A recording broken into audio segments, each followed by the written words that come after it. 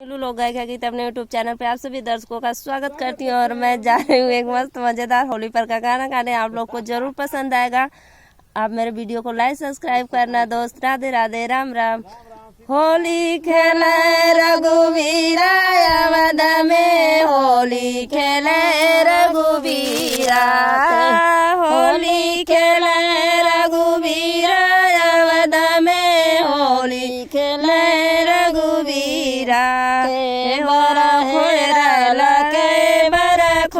जय के बरहेरल के बर खोज के तिलक चढ़ावे अवध में, होली खेले रघुवीरा, होली खेले रघुवीरा अवध में, होली खेले रघुवीरा।